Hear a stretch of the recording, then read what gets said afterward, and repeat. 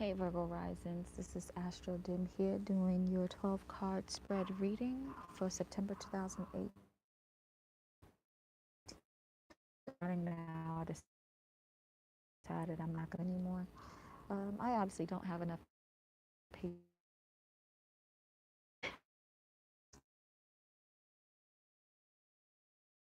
for a longer time because when I do an extended reading is right after I do the general reading on YouTube. And it's a lot of time. I put a lot of time. These extended readings I'm doing and these readings I'm doing are like at the very least 25 minutes, at the most 45 each reading.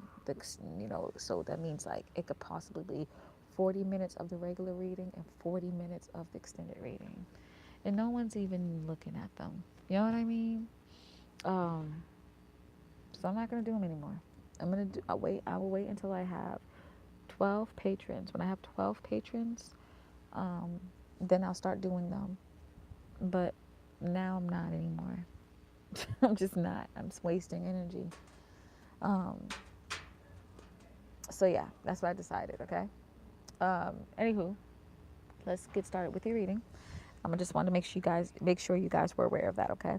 So let's look. Let's cut the cards for Virgo.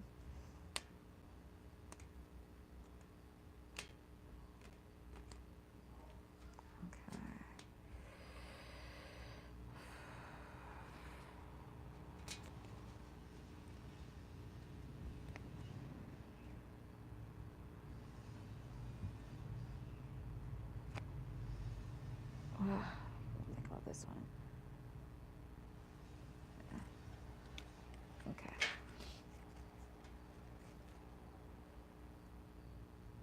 I'm gonna pick from the bottom and then go from the top. 4 cups for your overall energy.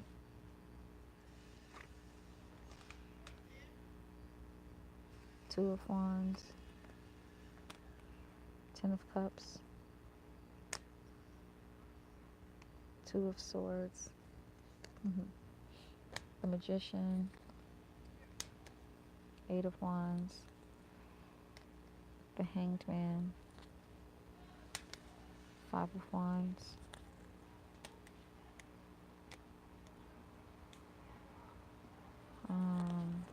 9 of Wands. Oh wait, let me.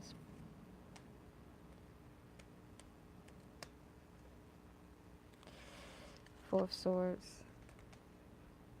the Star, King of Swords, the Empress.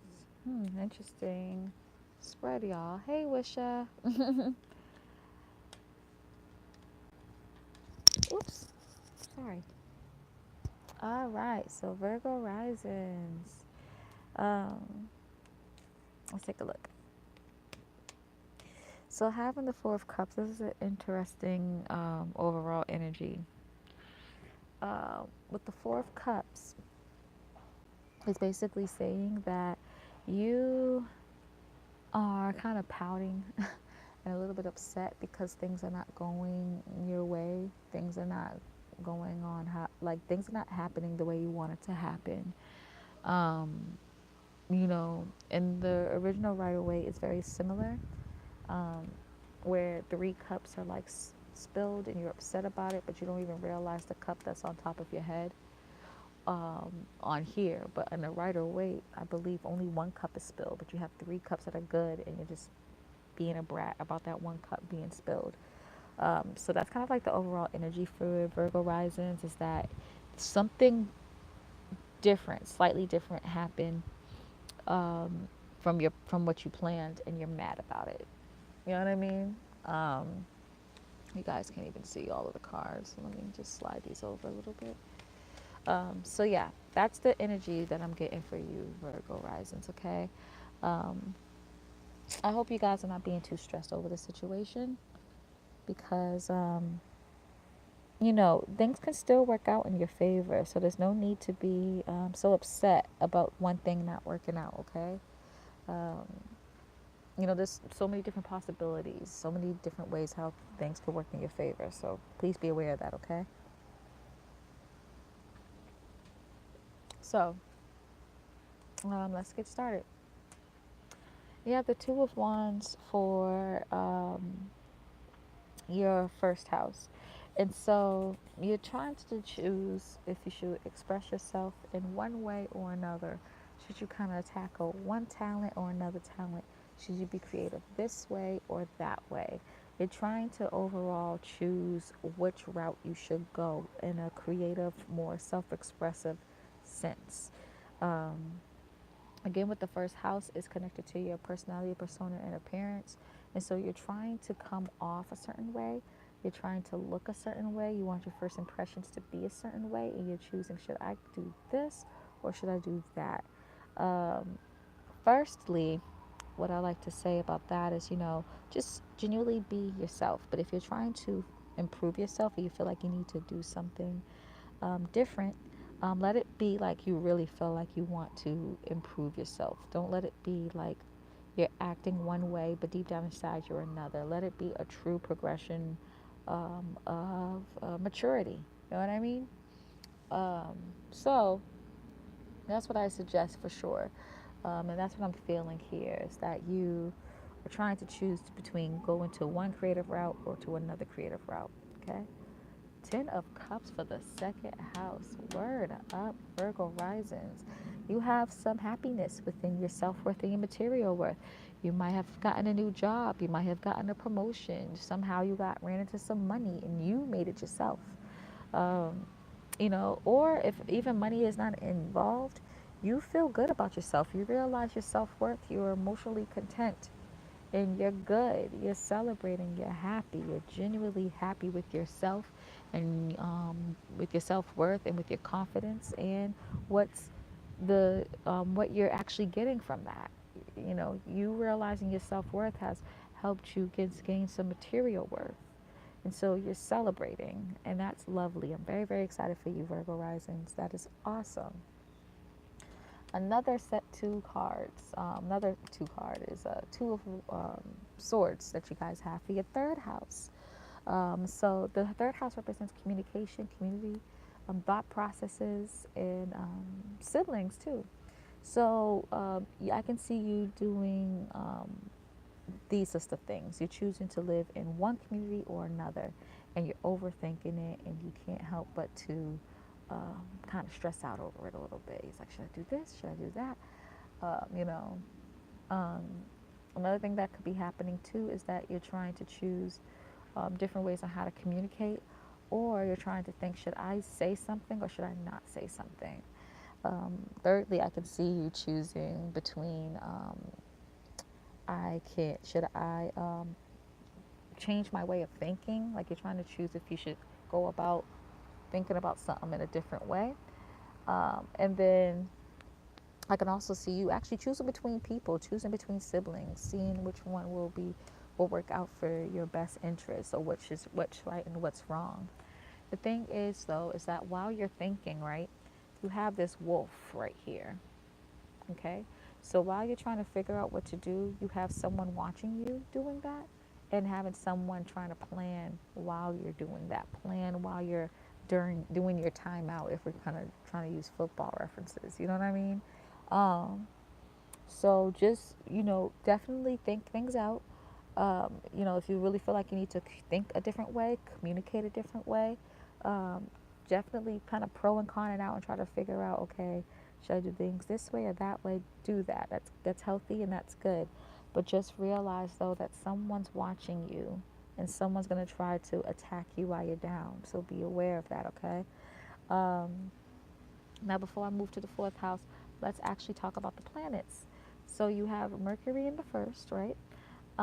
And with Mercury and Sun in the first, like you're really thinking about your personality, your persona, your appearance, right? Especially with you having a Virgo in the first house, you are, really thinking about, um, you know, your actual appearance, like how you look, and you're thinking about how you are communicating. Oh no, Sorry, y'all. Wow. You're thinking about how you're communicating with others. Wow, this totally fucked up my spread. Where was this King of Swords? I think it was here. I think this is it. Let's hope so. um, Anywho, um, you know, you really are thinking like, see, now I lost my train of thought. Like you really are thinking about, you know, your how you look towards others, like appearance wise and personality wise. Are you appearing more? Are you appearing communicative? Are you appearing smart, intelligent, practical? That you have your shit together. So you really are reflecting on what other people say about you and seeing if you need to make some changes. Okay. The second house is Libra for you. Um, so this can actually mean too that you connected with somebody, um, whether romantically or platonically, but somehow they're building up your self worth, or they're either building up your self worth or giving you great opportunity for money. So that could definitely be it because Libra is all about relationships. The Sun and Mercury is going to be in Libra in the later part of the month too. So that's going to be the second focus of your month. Really being excited about that and being happy in a relationship and enjoying the opportunities that are coming to you.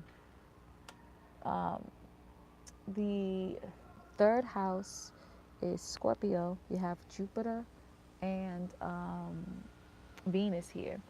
So having Jupiter and Venus here, you know, you are worried about communicating your desires to folks, communicating your philosophies to folks, and also thinking about your desires and philosophies and how you can manifest and make those things actually come to you.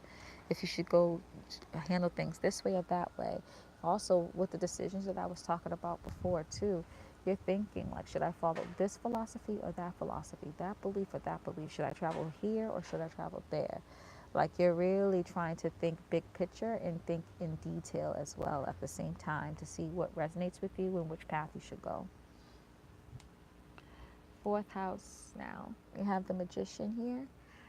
So you definitely have your this new beginning, and you are like taking the steps to this new beginning, right? The Fool is the new beginning, but you're actually taking steps and manifesting things to happen for you in your home life, in your family life, and in your emotions as well.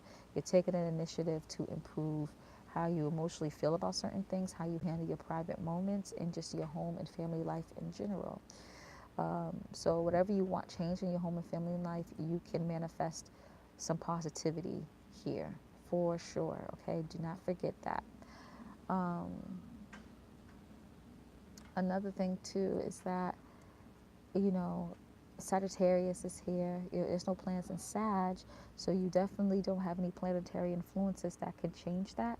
So it strengthens the manifestation power. So whatever you want to change within your home life, your family life, your emotions and how you handle your emotions, your private life in general, you have all the power to manifest it, to make it happen. Just think positively, speak positively, and it will work. It will happen for you, I promise, okay? Um, Eight of Wands for the fifth house.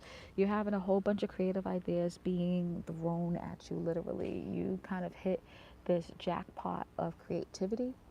And it seems like, you know, you're thinking of all these creative endeavors and creative ways to handle certain things.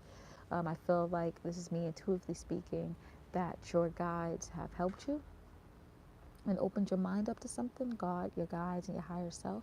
And now you have this, like, they opened the floodgates of creativity for you, and now you have all these ideas and opportunities being thrown at you, thrown at you, thrown at you. And they're being thrown at you fast, so you're a little bit overwhelmed. And this could be why you're being a brat. You're like, yeah, but it didn't happen my way. It's not happened slowly and gradually like I wanted to. Things are just happening too fast, and I can't handle it. Just be happy that you have the opportunity. You know what I mean? Um, you know, that's kind of like brat attitude. Like the Four of Cups is like being a little brat about things. Just be happy that you have the opportunity and take it while you can. Okay? Um, it happened in your fifth house too. these are like fun opportunities. These are, you have an ability to be self-expressive in these opportunities. So take it. Please take it, okay?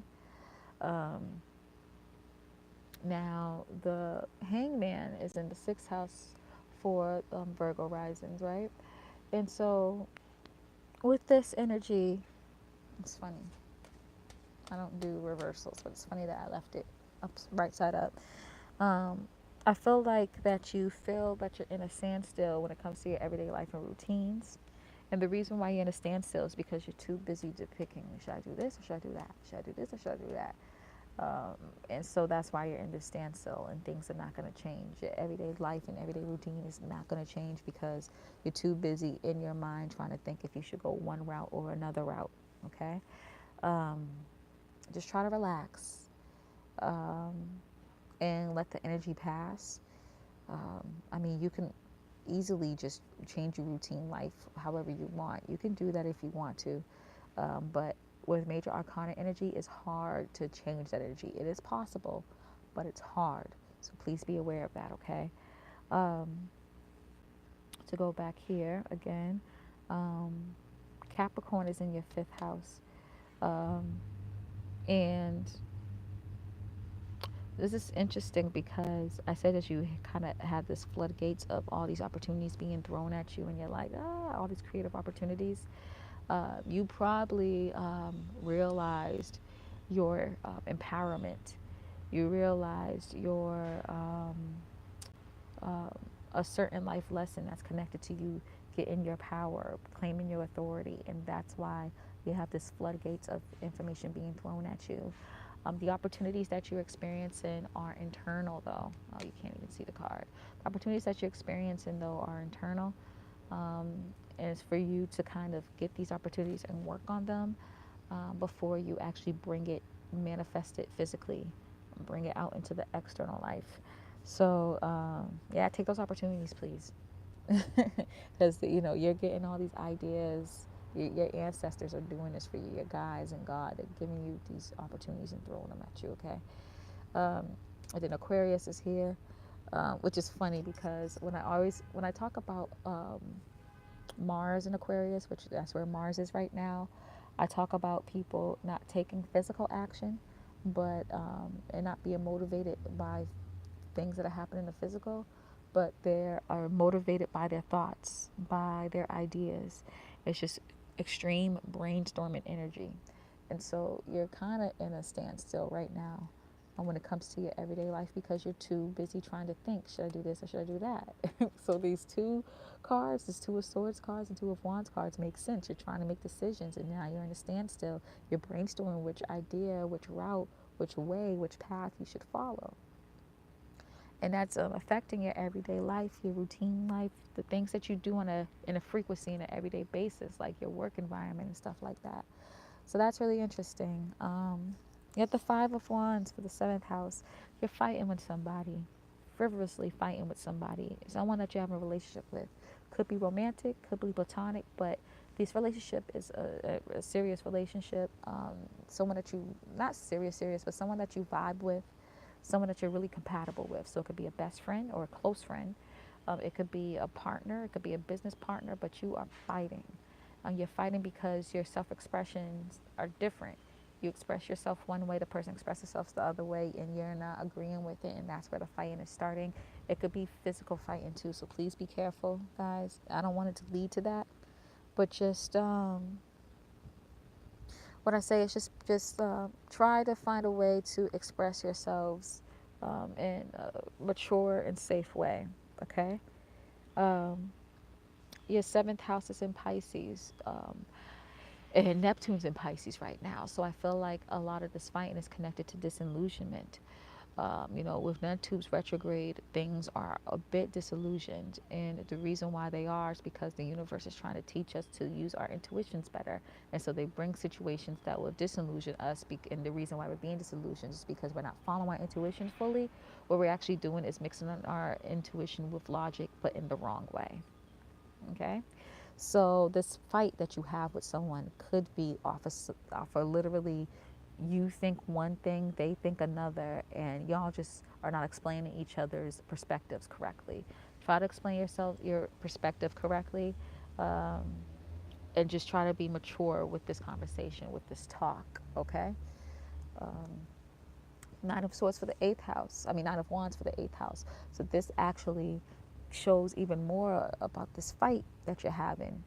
The eighth house represents relationships too, but intimate, emotional bonding, like the transformative twin flame type of relationships, right? So this is more like vibing, chilling relationship. This is more of that, like, you change my world and everything around it type of relationship. You know what I mean? So having that in the eighth house is that you're on defense. You're defending yourself. You're not trying to fight no more. You just want to protect yourself, straight up. Um, because you feel like, yes, like, I'm sorry. Just waiting for the time to start again. Okay, yeah, sorry about that.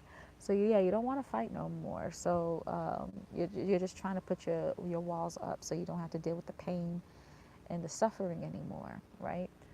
Which is understandable. I get it. You're trying to avoid to not have to deal with all the work anymore. That's included in relationships. Um, the thing is that your Chiron is in your eighth house, right?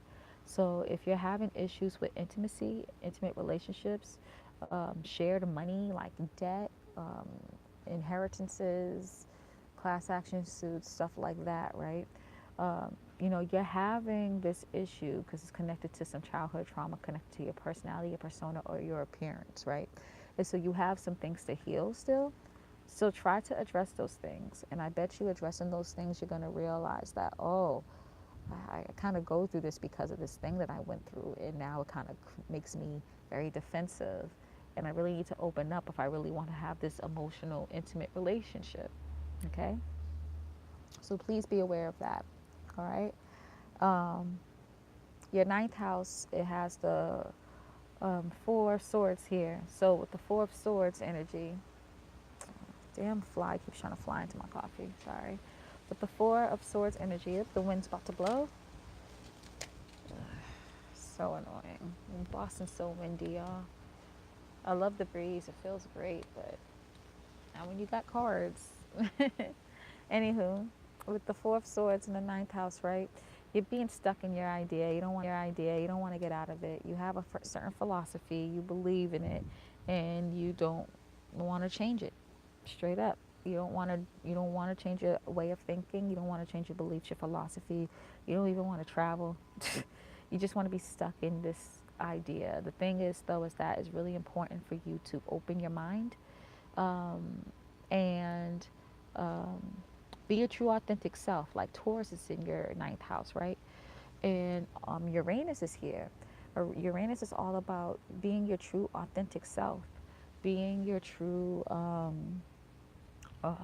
ingenious, quirky self, accepting your originality, right? And the thing is that when you do that, you start realizing that you connect with different philosophies, different beliefs, different cultures, different ideas, more than the ones that you were brought up with. And it kind of makes your life a little bit easier. You go about life a different way. So definitely try to be a little bit open-minded, okay? Because you don't want to swarm yourself in your own ideas and being stuck like this guy is, okay?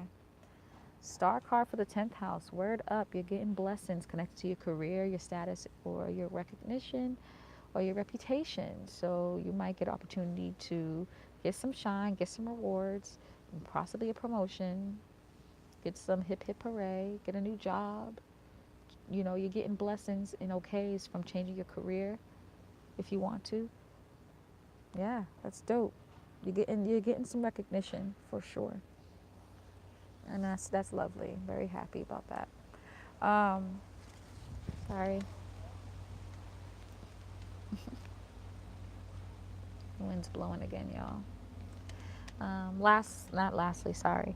King of Swords for the 11th house. Yeah, you feel like you have to handle your friends in a certain way. You feel like you need to be clever, intelligent, sly to get what you want out of your friends. You may feel like the King of Swords is a good energy because it's someone who's charismatic, smart, sly, intelligent, and know how to speak people the right way. But you're kind of being manipulative, you know. And I use manipulation as a neutral word. You can manipulate someone to do good or to do bad. But it's sad though that you feel like you have to manipulate your friends and your acquaintances and your network to have them do what you want them to do.